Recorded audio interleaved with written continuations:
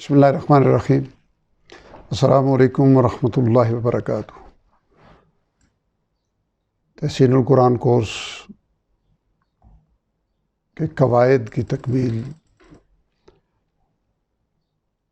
پچھلے سبق نمبر 23 پہ الحمدللہ ہو گئی۔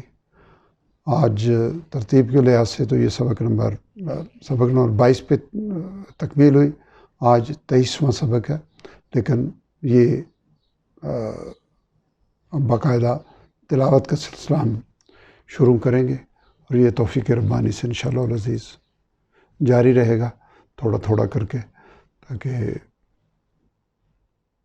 سن کے تلاوت کو درست کرنے والے احباب کے لیے آسانی ہو۔ اور ابتدا ہم نماز کی ترتیب سے کریں گے کہ سورہ فاتحہ اور اس کے بعد آخری 10 صورتیں، اور پھر ہم شروع کریں گے سورہ بقرہ سے انشاءاللہ العزیز۔ سبق نمبر 22 میں آخر میں ایک چیز ویڈیو لمبی ہونے کی وجہ سے چھوڑ دی تھی، اس کا تعلق بھی خیر اسی سے تھا، تو وہ میں عرض کر دیتا ہوں کہ تعوذ، جسے عرف عام میں تعوذ کہتے ہیں، تعوذ اور تسمیہ پڑھنے کا قواعد کیا ہیں۔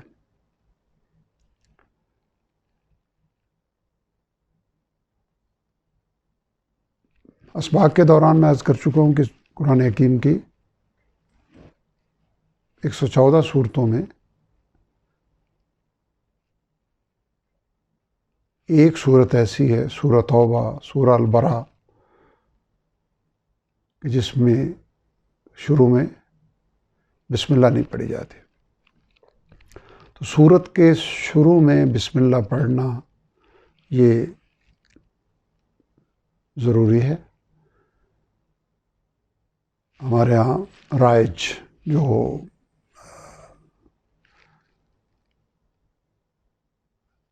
قرات کا طریقہ ہے اس کے مطابق، جبکہ تسمیہ تعوذ وہ ہر تلاوت کی ابتدا میں کرنا لازمی ہے۔ سورہ نحل میں اللہ تعالیٰ کا ارشاد ہے کہ وَإِذَا قَرَأْتَ الْقُرْآنَ فَاسْتَعِذْ بِاللَّهِ مِنَ الشَّيْطَانِ الرَّجِيمِ، کہ جب قرآن پڑھا کرو تو اللہ تعالیٰ سے شیطان کے شر سے بچنے کے لیے پناہ مانگ لیا کرو۔ تو اس لیے تلاوت کی ابتدا جب بھی کرنی ہے، سب سے پہلے اعوذ باللہ من الشیطان الرجیم پڑھنا ہے، اور اس کے بعد سورت سے ابتدا کرنی ہے تو بسم اللہ الرحمن الرحیم پڑھنا لازم ہے۔ اگر درمیان میں سے یعنی دوسرے پارے سے ہم ابتدا کر رہے ہیں تلاوت، تو پھر بسم اللہ یعنی تعوذ پڑھنا تو لازمی ہے، لیکن بسم اللہ برکت کے لیے پڑھ لیں تو بہت اچھی بات ہے، لیکن ضروری نہیں ہے۔ لیکن اصل بات جو یہاں عرض کرنے کی ہے کہ وہ جو وقف میں ہم نے چیز پڑھی، تو تعوذ اور بسم اللہ دونوں کو ہم اس طرح ہی پڑھ سکتے ہیں۔ اعوذ باللہ من الشیطان الرجیم بسم اللہ الرحمن الرحیم، ایک طریقہ۔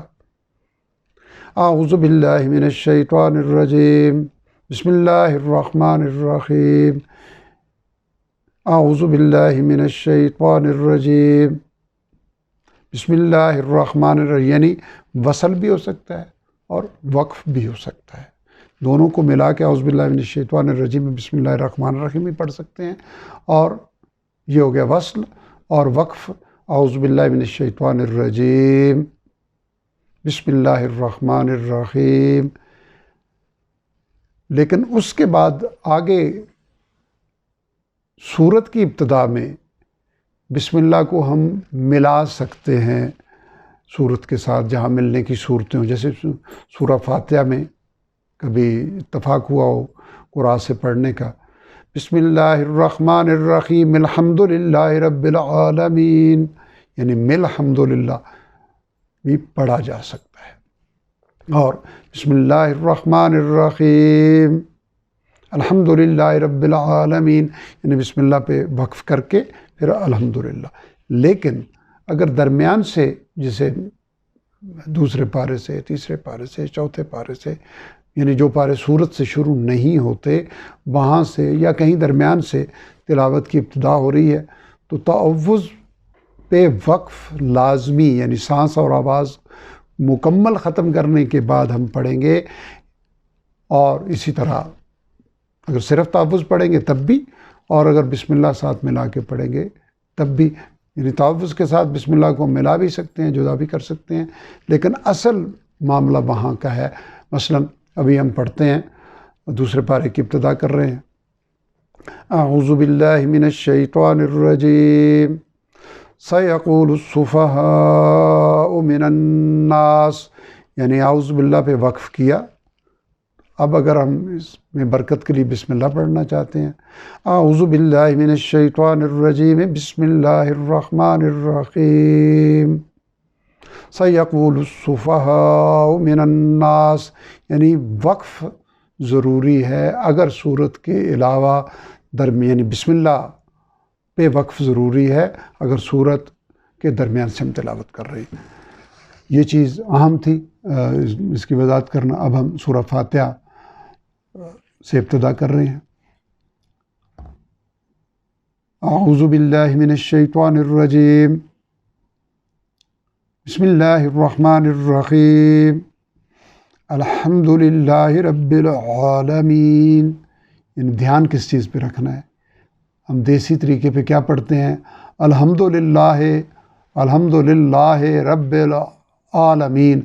عالمین پتہ نہیں کہاں سے ادا ہو رہا ہے، ہمیں اس کی طرف جب ہمیں یہ سمجھ آ گیا کہ آئین کو حلق کے درمیان سے تو الحمدللہ نہیں ہوگا، جیسے عرف عام میں بھی کوئی ہم کسی سے حال پوچھتے ہیں تو جواب میں کہتے ہیں الحمدللہ، تو یہ حمد ایسے لگتی ہے کہ گول آنکھوں والی حالانکہ جاتی وہاں حلق میں بھی نہیں ہے، تو الحمدللہ ہی ہے نہیں ہوگا، الحمدللہ رب العالمین۔ را کو ہم نے پڑھا کہ را کو موٹا پڑھنا ہے، با پہ تشدید کو ہم نے سمجھا کہ رب با کو 2 بار پڑھنا ہے، رب العالمین، عین کو حلق کے درمیان لے جائیں گے، الرحمن الرحیم،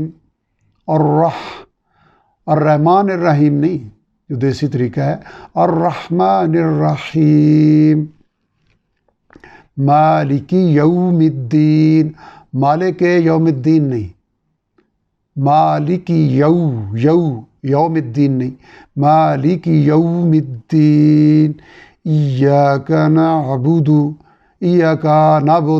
نہیں، ایاک نعبد و ایاک نستعین۔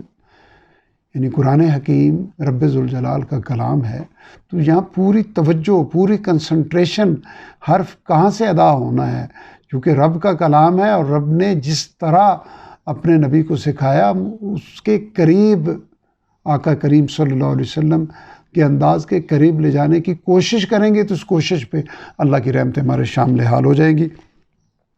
اہدنا الصراط المستقیم، اب اہدی ہاں حلق کے نچلے حصے سے ادا ہوگا اور اے دے نہیں ہے، اہدنا الصراط، سواد کو موٹا، را کو موٹا، اہدنا الصراط المستقیم، تو کو موٹا، مستقیم، مستقیم نہیں مستقیم، قاف کو موٹا۔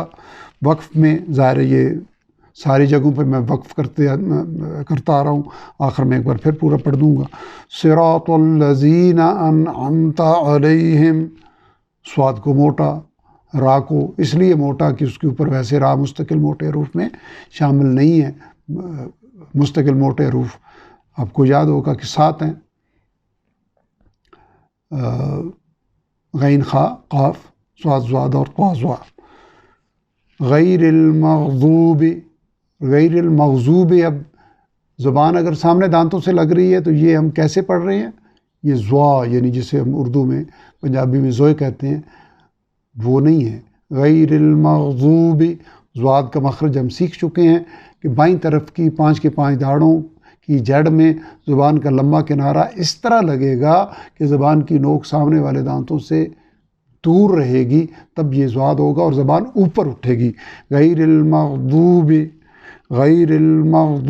علیہم ولا الضالین، ضاد کو اس کے اپنے طریقے کے مطابق، الضالین، یہ ضاد پہ جو تشدید ہے یہ آپ سمجھ گئے ہوں گے کہ لام کا یہاں اس میں ادغام ہو رہا ہے، اور ضالین یہاں جو اگلی لام ہے ضاد کے بعد، یہ اس میں ایک چھپی ہوئی ساکن لام ہے، اس لیے یہ مد لازم ہو رہی ہے۔